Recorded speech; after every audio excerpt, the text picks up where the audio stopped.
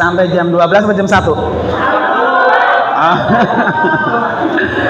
Assalamualaikum warahmatullahi wabarakatuh.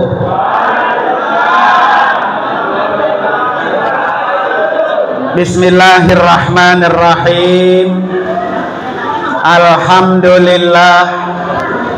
Wassalatu wassalamu ala rasulillah. Wala haula wala quwwata illa billah, amma ba'du. Hadratil mukarramin wal mukarramat, para bapak dan ibu jamaah majelis halal bihalal yang hadir semua, insyaallah dimuliakan oleh Allah Subhanahu wa taala. Yang kami hormati Ketua DKM Musholla Al-Wusta dan seluruh jajaran para pengurusnya, kita doakan biar Allah kasih panjang umur, sehat walafiat, semangat dalam memakmurkan rumah Allah. Amin ya rabbal. Para bapak dan ibu, hadirin dan hadirat sekalian, alhamdulillah siang hari ini udah lapar belum, Bu? Belum lapar. Ini menitnya nyiapin makan kan Ibu? Insya Allah ya. Alhamdulillah bisa silaturahmi kembali di acara yang sangat luar biasa, acara halal bihalal. Insya Allah semuanya senantiasa kita termasuk orang-orang yang dimaafkan oleh Allah Subhanahu wa taala. Para bapak dan ibu, hadirin dan hadirat sekalian, bulan Syawal ini artinya bulan peningkatan. Saya tanya nih ibu-ibu, kemarin Ramadan puasanya hatam nggak? Alhamdulillah, bener hatam bener. Ya. Bapak-bapak puasanya hatam, tarawihnya hatam, baca Qurannya hatam. Ramadan puasa kemarin berat apa ringan? Hah? Berat. Sholat taraweh setiap malam berat apa ringan? Baca Quran berat apa ringan? Lebih berat Ramadan apa lebih berat bulan Syawal? Oh ya kan? Bulan puasa 1 bulan penuh kita puasa berat, tetapi 6 hari Syawal lebih berat. Betul nggak? Makanya Syawal artinya peningkatan. Kalau yang mampu puasa 6 hari, meningkat amal ibadahnya. Masa yang sebulan mampu, yang 6 hari nggak mampu ya? Makanya nggak tanggung-tanggung, kata Nabi apa? Man shoma sittan min Syawal. Orang yang puasa 6 hari bulan Syawal, saumid dahri, pahalanya sama dengan dia puasa 1 tahun.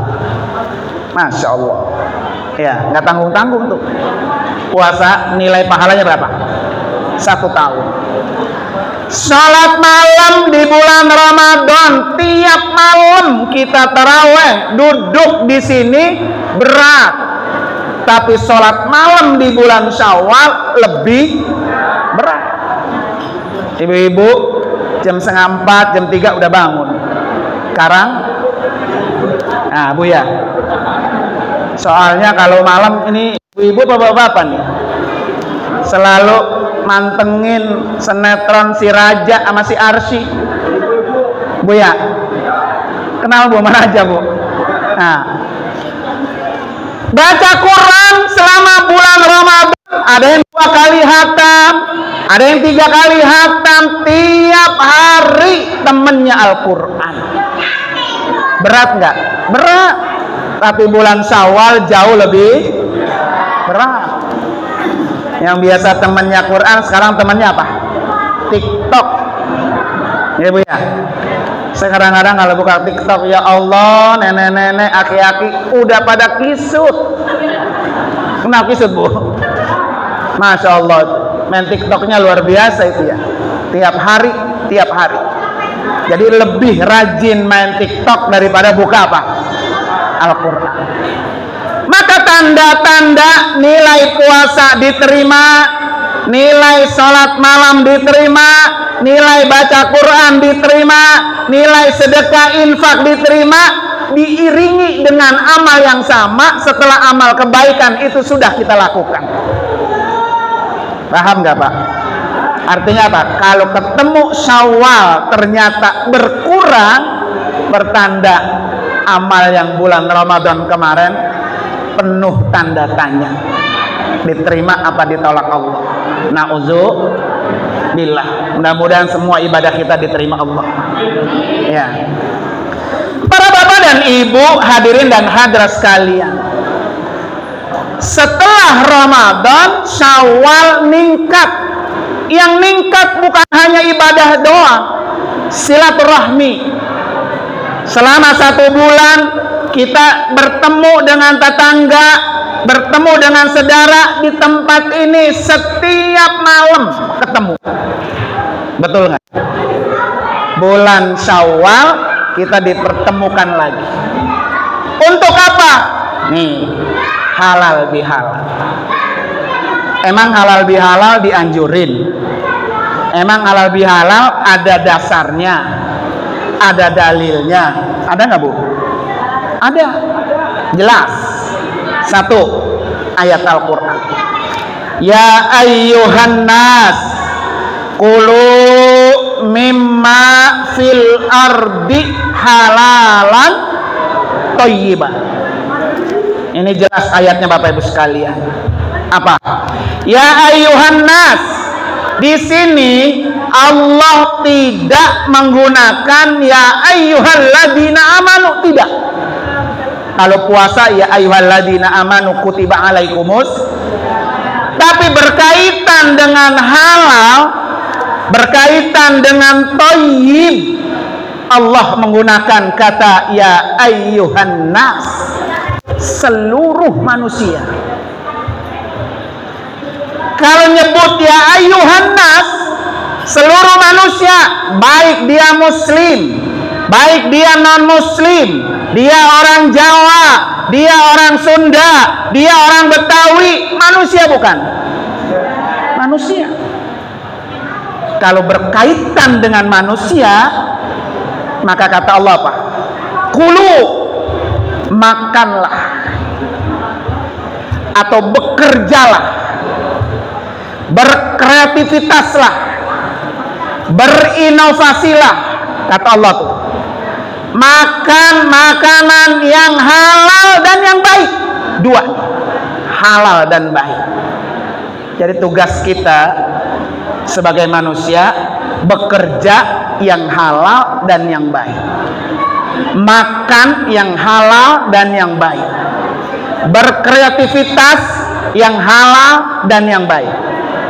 Coba-coba Bapak Ibu makan diisi perutnya yang tidak halal, yang haram, maka kata Nabi apa? Man nabata lahmuhu minal haram fannaru aula. Orang yang dagingnya tumbuh dari perkara yang haram, maka neraka lebih pantas untuknya. Ya, makanya kata Allah pesannya halalan thayyibah, yang halal. Orang yang perutnya diisi yang halal, maka badannya ikut sehat. Jangankan Pak Ibu apa yang enggak halal, kita makan berlebihan aja, halal tapi berlebihan, itu Allah sudah nggak suka, dan itu sudah nggak sehat. Coba sekarang lihat bapak-bapak, ibu-ibu yang usianya udah kayak saya 50 ke atas, pasti udah mengurangi yang namanya nasi. Betul nggak? Kenapa? Takut apa? Takut diabetes. Ya. Artinya Bapak Ibu sekalian, apa aja yang kalau kita lakukan berlebihan, pasti efeknya tidak baik. Apalagi yang tidak halal. Yang baik aja kalau berlebihan, dia Allah larang. La tusrifu, innallaha la yuhibbul musrifin. Jangan berlebihan, karena Allah tidak suka orang-orang yang berlebihan. Itu lebih halal kalau berlebihan, jadi tidak baik. Apalagi tidak halal yang kita makan, maka orang itu pasti tidak sehat. Kalau orang perutnya diisi yang halal, pasti sehat. Kalau orang perutnya diisi yang halal, pikirannya ikut sehat. Kadang Bapak Ibu sekalian ya, banyak orang nggak perhatiin itu. Makan sehat, ya sehat bagus, tetapi nggak dipikirin halal. Maka akhirnya pola pikirnya yang nggak sehat. Sama tetangga nggak akur, sama saudara timbul saling suuzon, sama tetangga sering nyakitin, mulutnya keluar kata-kata yang tidak pantas. Jadi pikirannya nggak sehat karena bersumber dari makanan yang tidak sehat. Makanya jelas kata Allah, bekerjalah, makanlah makanan yang halalan dan thayyibah. Bapak Ibu sekalian, yang thayyib itulah yang diterima Allah. Makanya kalau pengen ibadah kita diterima Allah, syaratnya apa? Apa yang kita makan, apa yang kita kerjakan, apa yang kita pakai harus thayyib. Innallaha thayyibun la yaqbalu illa thayyiban. Allah itu baik, Allah itu thayyib, dan Allah hanya menerima yang baik-baik. Begitu. Ya, jadi kalau pengen amal kita diterima oleh Allah, maka apa? Cari yang apa? Thayyib. Makanya ada satu doa, Bapak Ibu sekalian, saya kasih doa nih, bisa diamalin. Ini doa dibaca oleh Nabi setiap habis sholat subuh. Allahumma inni as'aluka ilman nafi'a wa rizqan thayyiban. Nah, di sini Nabi doanya bukan warizqan wasi'a, beda dengan kita. Kita kalau berdoa, ya Allah berikan saya rezeki yang banyak, begitu Bu ya. Kalau Nabi, ya Allah berikan saya rezeki yang thayyib. Wa rizqan thayyiba wa amalan mutaqabbala. Itu doa dari Nabi.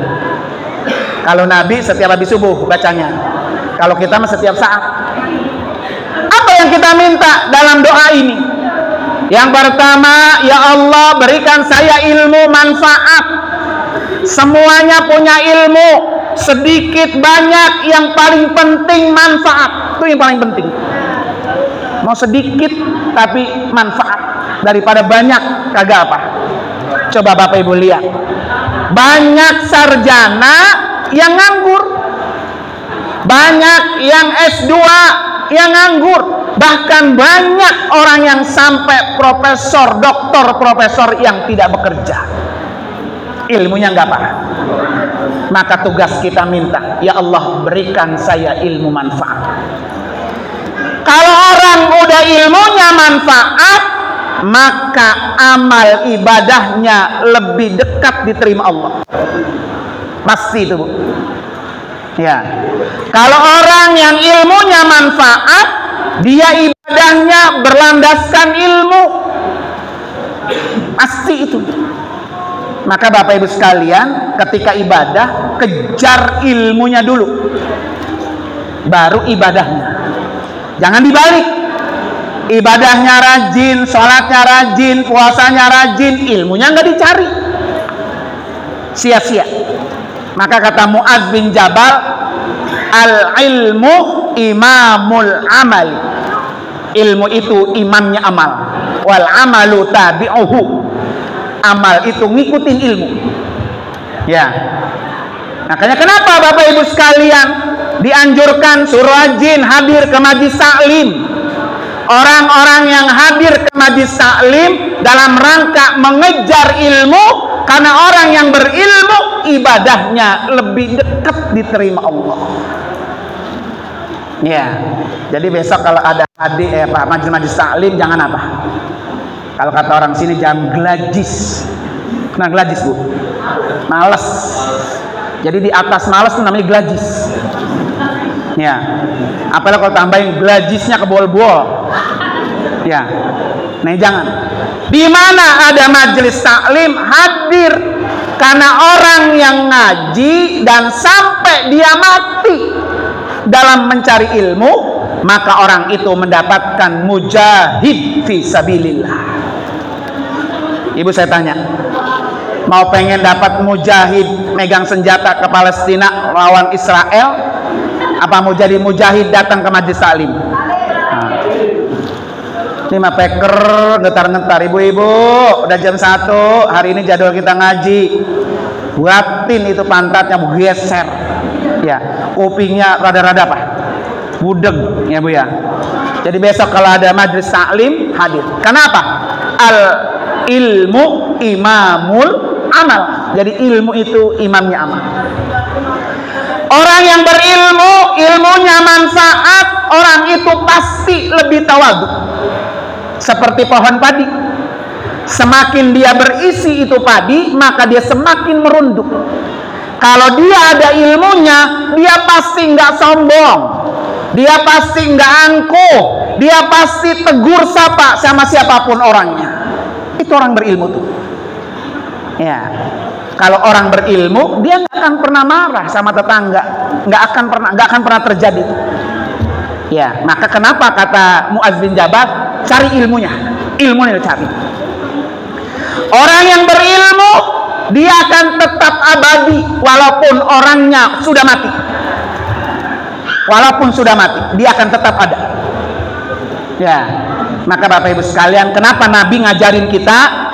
Allahumma inni as'aluka ilman nafi'ah. Ya Allah, berikan saya ilmu yang bermanfaat. Karena yang memberi manfaat Allah. Ya. Jadi sama orang semuanya apa? Santun. Karena semakin dia berilmu semakin apa tuh? Merunduk, bukan ngangkat kepala. Ya, emang ini musola, kalau bukan gua siapa? Nah, begitu aja ya. Kalau perlu apa yang kita sudah lakukan buat rumah Allah, tangan kanan memberi, tangan kiri apa? Enggak tahu. Itu ciri-ciri amal seseorang diterima Allah. Tapi kalau tangan ini kanan memberi, Bapak Ibu sekalian, yang kiri gegalakan, berkoar-koar, tanda-tanda amal orang itu tidak diterima. Makanya kata Nabi apa? Alamatus saqawah, tanda-tanda orang celaka, tanda-tanda orang rugi besar. Zikrul hasadat al-madiyah, orang itu selalu nyebut-nyebut kebaikan yang pernah dia lakukan. Itu yang rugi besar. Zaman sekarang gampang Ibu sekalian. Ibu ini ada baca Quran setiap hari 1 juz. Bagus nggak tuh Bu? Bagus. Tapi jangan dikasih tahu orang lain. Ini mah Qurannya dipotong, seret. Jadi status saya, alhamdulillah hari ini saya khatam 1 juz. Nah, betul nggak begitu kan? Ya, hilang Ibu sekalian pahalanya. Orang-orang yang mengerjakan yang sunnah dan orang lain tidak tahu, hanya kita dengan Allah, itu tanda amal yang kita lakukan diterima. Zaman sekarang mah gampang ngasih tahu orang lain, nggak perlu pakai speaker. Pasang status, alhamdulillah hari ini gua hadir halal bihalal. Ada yang status nggak sekarang? Ya, udah pasti ya. Udah pasti itu ya. Ya, jadi pesan saya apa? Pokoknya kerjain yang sunnah, jangan pernah orang lain dikasih tahu. Jangan pernah. Karena kalau kita sebut-sebut kebaikan itu, maka itu tanda-tanda orang yang rugi besar, celaka besar. Tuh, alhamdulillah. Yang kedua tadi apa doanya? Warizqan thayyiba. Ya Allah, berikan saya rezeki yang baik. Nabi tidak meminta kepada Allah rezeki banyak, enggak. Bapak Ibu tahu? Di sini rumah yang paling kecil berapa meter kali berapa meter? Yang paling kecil, bukan yang paling gede. Berapa meter kali meter? 5 kali 10. Masya Allah. Ibu tahu rumah Nabi berapa meter kali berapa meter? Rumah Nabi itu 3 meter kali 4 meter. Lebih luas rumah siapa? Rumah kita mau rumah Nabi. Ya. Nabi rumahnya 4 meter kali 4 meter, Bu. Enggak banyak, enggak luas. Sampai-sampai Nabi itu tidurnya aja di atas stiker. Bangun tidur bekas stiker masih nempel di pipinya. Sahabat datang ke rumah Nabi, "Ya Rasulullah, engkau seorang nabi dekat dengan Allah, tidak pantas tidur di atas stiker. Bekasnya masih nempel di pipi. Apa perlu saya bangun nih rumahmu ya Rasulullah seperti raja-raja di Romawi?" Kata Nabi, "Saya tidak suka." Ya, karena semegah apapun yang kita punya di dunia, kalau kita mati dibawa apa ditinggal, Bu? Enggak ada yang dibawa. Ampe lakinya ganteng banget juga, kalau mati kira-kira laki ngikut nggak tuh? Alhamdulillah, kuburannya masih merah juga, udah nyari janda lagi, Bu ya. Ya, Bu ya. Jadi nggak ada yang dibawa. Nabi tidak kepengen, makanya Nabi hatinya itu kata Allah, alam nasrah laka sadrak. Hatinya sudah lapang, nggak pernah iri dengan orang yang rumahnya lebih megah dari Nabi, nggak pernah iri dengan orang yang rezekinya lebih banyak dari Nabi, nggak pernah iri dengan orang yang jabatannya lebih tinggi dari Nabi. Hatinya lapang. Kan semua sumber di sini, Bu ya. Ini kadang-kadang ada tetangga yang rumahnya dibangun, tetangganya kesel, dia gedeg ini gedeg ya. Hati gua panas tuh ngeliat dia tuh, gitu Bu ya. Ada tetangga yang punya mobil baru, dia kesel baik. Berarti hatinya yang sedang punya penyakit. Maka kata Allah, orang yang hatinya gedeg baik sama orang ya, kesel baik sama orang, dengki baik sama orang, baca doa yang diajarin oleh Allah. Allahumma gfir lana wal ikhwanina alladzina sabaquna bil iman wala taj'al fi qulubina ghillan lil ladzina amanu innaka raufur rahim. Ini doanya hafal semua tuh, Bu. Hafal enggak, Bu? Apa? Surah apa tuh, Bu? Surah apa? Yang bisa jawab hadiahnya umroh nih. Ya. Ini doa dari Nabi, Bu, dari Allah. Doanya dari Allah dalam Al-Quran surah Al-Hasr ayat 10. Wala taj'al fi qulubina, ya Allah, jangan engkau jadikan hati kami ada penyakit ghillah. Bukan gila, bukan. Ghillah. Apa tuh gila? Dengki, hasud, iri, gremet baik sama orang, gremet, begedeg sama orang tuh hatinya tuh. Namanya penyakit ghil. Baca banyak-banyak doa ini. Kan ini doa dari Allah. Ya. Wala taj'al fi qulubina ghillan lil ladzina amanu innaka raufur rahim. Ya Allah, janganlah engkau jadikan hati kami ini ada penyakit dengki, iri, hasud dan lain sebagainya. Kalau Allah yang sudah merubah, Bu, dari dengki menjadi apa? Qanaah, menerima apa yang Allah kasih. Nggak ada orang, Bu, yang hidup di dunianya enak, melimpah ruah, kaya raya, duit banyak, belum tentu bahagia. Yang membuat bahagia hati kita ketika apa tuh? Tenang. Tempo hari ini, sebelum Ramadan jadwal saya khutbah di Pondok Lapak. Ada teman saya. Biasa saya khutbah di situ kan, ada teman baru nyampe udah disambut sama teman saya. Nah ini Jumat ini kok nggak ada? Saya kata kemana ini orang? Sampai saya selesai imam, sholat Jumat selesai, ada abangnya. Mana si Anu? Apa yang nggak sholat? Lagi pergi ya? Bukan, lagi sakit katanya Kiai. Sakit apa? Sampai menyebabkan tidak sholat Jumat. Anterin saya ke rumahnya. Saya longok, rumahnya nggak jauh sama masjid. Nyampe di rumahnya apa? Ngapa lo sakit apa? Apa kagak sholat Jumat? Saya kata gitu. Gua katanya Ji itu apa sih nih Bu? Asam lambung. Kata saya mah kalau asam lambung itu sebabnya apa sih? Kata saya. Nah, itu kata dokter emang apa? Jadi itu merembet kemana-mana Bu, gara-gara asam lambung. Ke ginjal, ke darah, kemana-mana itu. Sampai kalau ke jantung. Jadi kalau malam itu kalau udah sakit dari jam 1 malam sampai pagi itu sakitnya nggak hilang. Napasnya nggak nyampe, kata dia. Kata saya, emang apa sebabnya itu kalau penyakit asam lambung? Kata dia apa? Jangan banyak-banyak stres. Kata saya, lah emang lu stres apa? Lu stres apa? Kata saya begitu ya. Ya namanya orang hidup Ji, anak banyak, laki kagak kerja, bayaran sekolah banyak Bu ya. Sampai kagak stres. Coba. Jadi stres itu Bapak Ibu sekalian menyebabkan datangnya penyakit dan dia akan merembet ke organ tubuh yang lain. Saya bilang apa? Nih, baca. Saya kasih baca istighfar sebanyak-banyaknya. Astagfirullahalazim alladzi la ilaha illa huwal hayyul qayyumu wa atubu ilaihi. Baca tuh sebanyak-banyak. Kalau Nabi baca itu 100 kali setiap hari. Kalau kita mah gudangnya dosa 1000 kali. Nabi sudah jamin man lazima al istighfara ja'alallahu min kulli hammin faraja. Orang yang membiasakan dirinya beristighfar, segala kesulitan-kesulitannya Allah kasih kemudahan. Tuh. Wa min kulli dikin makhraja. Segala kesulitan-kesulitan hidupnya Allah kasih solusi, jalan keluar pasti. Cuma kadang kita yang kurang banyak istighfarnya. Nabi yang kagak punya dosa berapa kali sehari? 100. Kita yang gudang dosa berapa kali sehari? 1000. Baca istighfar kapan saja. Ibu dari rumah datang ke tempat ini sambil jalan, sambil baca apa tuh? Istighfar. Mau tidur, pengantar tidur kita supaya tidurnya tenang, hatinya tenang, walaupun utangnya banyak, yang penting hati apa tuh?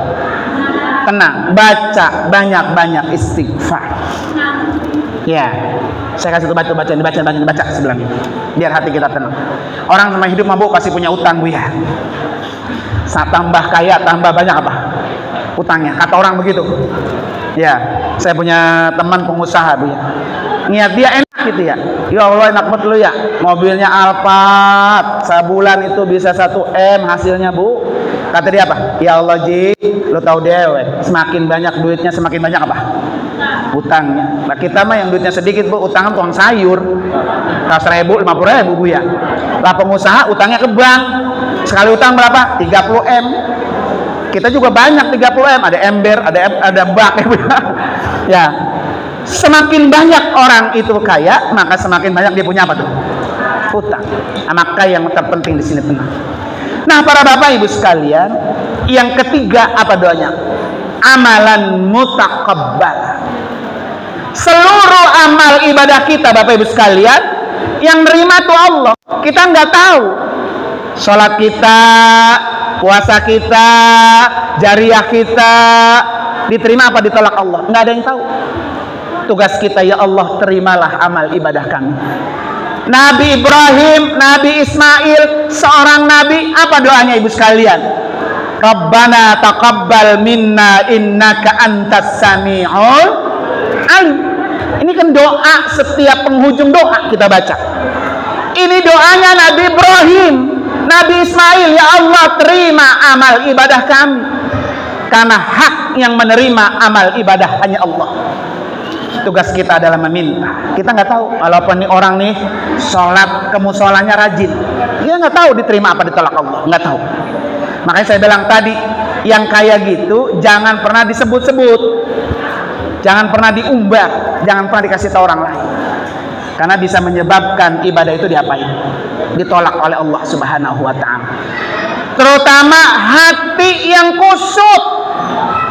Bapak Ibu tahu apa akar kata dari halal? halal bihalal. Akar katanya dari kata al-hillu. Apa al-hillu itu? Terurai dari yang kusut. Ya, kusut artinya sama tetangga gremet baik, gedeg baik. Kusut sama teman-teman, kusut sama-sama keluarga. Nih hatinya nih ibarat benang tuh kusut, ngejelimet, semuanya ada di situ. Dengan halal bihalal benang itu diurai, nggak ada lagi duka di antara kita. Maka kalau Bapak Ibu hari ini hadir di sini, pulang dari sini hatinya masih kusut, jangan halal bihalal, jangan. Urai dulu tuh, urai. Ya. Percuma hadir kemari kalau hatinya masih apa? Kusut. Ya, namanya halal bihalal. Maka kata Nabi apa? Man kanat indahu mazlamatun falyatahallal biha. Kalau di antara kamu ada yang pernah terzolimi, tersakiti, terzolimi dari kata-katanya, terzolimi dari sikapnya, kata Nabi apa? Falyatahallal, segera lakukan urai, dihalalkan, jangan dibiarkan, jangan sampai mati bawa benang kusut. Kalau ada orang kayak begini Bu, kadang-kadang orang begini, pokoknya tuh gua gede tempat dia tuh, sampai mati pun gua bawa tuh, gua benci sama dia, ada begitu ya? Itu namanya orang mati bawa benang apa tuh? Kusut. Ya. Kalau ada orang yang mati bawa benang kusut, Allah sudah bebas. Ini bukan urusan saya. Kata Allah begitu. Manusia yang masih kusut dengan manusia lain urusannya berdua. Maka kata Nabi apa? Ketika bertanya sama para sahabat, kata Nabi, atadruna minal muflis? Kalian tahu apa itu orang bangkrut? Orang muflis, orang bangkrut itu apa? Kata sahabat apa? Orang yang nggak punya harta, orang yang punya duit, orang yang punya dinar, itu orang bangkrut ya Nabi? Bukan. Orang yang bangkrut, orang itu mati, pulang kampung ke akhirat, bawa pahala puasa, bawa pahala sholat, bawa pahala sedekah, zakat, infak. Dia juga bawa dosa pernah nyakitin orang. Dan kalau orang yang disakiti belum diselesaikan, maka dosa orang itu akan pindah ke yang nyakiti. Kalau dosa orang itu udah habis, maka kebaikan orang yang nyakitin pindah ke orang yang disakiti. Habis burs. Itu namanya orang bangkrut. Kita nyakitin orang nih, kita jolimin orang, dosa kita malah nambah, dosa orang itu pindah ke kita. Kita punya nilai kebaikan, kebaikan kita pindah ke orang itu. Capek kan Bu? Puasa 1 bulan, puasa 1 bulan, tarawih 1 bulan, capek. Gara-gara itu maka pahala itu pindah buat orang lain. Kalau hari ini belum dihalalkan, makanya kata Nabi, falyatahallal, lakukan apa? Halal bihalal. Mudah-mudahan insyaallah ya, hari ini kita semua 0-0. Kenapa 0-0 Bu? 0-0. Nggak ada luka di antara kita. Jangan sampai luka kita bawa mati. Jangan. Kita mati Bapak Ibu sekalian, ketemu malaikat munkar dan nakir aja udah ribet, udah susah itu udah. Apalagi ditambah bawa benang kusut. Kapan-kapan Bapak Ibu, sekarang lagi viral nih film azab kubur. Apa sisa kubur apa azab kubur ya? Sisa kubur. Coba lihat.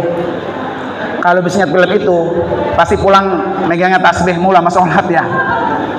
Ternyata tuh dahsyat Bapak Ibu sekalian. Jadi alam kubur, siksa kubur itu dibikin gambaran, divisualisasi. Mukanya dicatok ularnya banyak, habis tuh muka pada berantakan, keluar darah-darah, nanah darah keluar. Setelah itu rapi lagi, bagus lagi. Setelah bagus, dicatok lagi sama ular. Yang ngasah-ngasah. Kalau orang itu disiksa kuburnya sampai kiamat, berapa lama penderitaan yang kita rasakan. Itu baru di alam kubur, belum di neraka, belum. Baru di alam transit. Di tempat transit aja kita udah habis disiksa, Ibu. Masya Allah, nauzubillah. Makanya di antara kita nih, Bapak Ibu yang sering bergaul di sini, ya, jangan sampai mati bawa benang kusut. Nanti ketemu sama munkar dan nakir lebih dahsyat. Ya, nauzu. Makanya di sini nanti ada musafahah 0-0. Kosong-kosong. Nggak ada kesalahan di antara kita. Maka insya Allah orang yang kayak gitu nanti akan Allah kumpulkan di dalam surganya Allah Subhanahu. Mari sama-sama kita baca suratul Fatihah. Mudah-mudahan kita termasuk orang-orang yang pelihara dari penyakit hati, penyakit dengki, amal ibadah kita yang bulan lalu diterima oleh Allah Subhanahu wa taala. Ala hadini al-Fatihah. A'udzubillahi minasyaitonir rajim. Bismillahirrahmanirrahim. Alhamdulillahirabbil alamin arrahmanir rahim maliki yaumiddin. Iyyaka na'budu wa iyyaka nasta'in. Ihdinas siratal mustaqim. Shiratal ladzina an'amta 'alaihim ghairil maghdubi 'alaihim waladdallin. Amin. Pas 30 menit ya. Dan ngap-ngapan Bu, soalnya berangkat dari rumah dari 6:30. Ini kesini nih dari 6:30 nih baru nyampe nih justru. Ya dari 6:30 baru nyampe Bu saya, ya kan? Muter kemana-mana sana sampai ke Karangcongok, sampai ke Gubalen gitu ya, baru nyampe sini. Karena cinta saya dengan jamaah dari Al-Wusta. Amin ya. Mudah-mudahan bulan Juli saya akan berangkat umroh. Ya, yang mau ngikut tunjuk tangan. Nah, kalau yang mau ngikut berarti ya. Nah, tunjuk tangan aja. Nggak bayar tunjuk tangan mah. Masya Allah, tunjuk tangan aja agak mau apalagi ngeluarin duit ya. Ya. Pokoknya tunjuk tangan aja. Ya Allah, undang saya segera untuk menjadi tamu. Ya, jangan pernah ditinggal tuh. Minta itu. Kalau selama ini kita sholat ngadep Ka'bah jauh di mata kita. Ya. Tapi kalau kita datang ke rumah Allah depan mata kita. Air mata kita bercucuran. Ya Allah, ampuni dosa saya. Pokoknya ya Allah, jangan matikan saya sebelum saya datang ke rumahmu. Begitu target. Paksa tuh Allah. Ya begitu, paksa. Pokoknya Allah jangan matiin saya sebelum saya datang ke rumahmu. Gitu ya. Sekali lagi saya tanya, yang mau umroh nunjuk tangan? Ah, cuman aku yang mau ya, dua ya.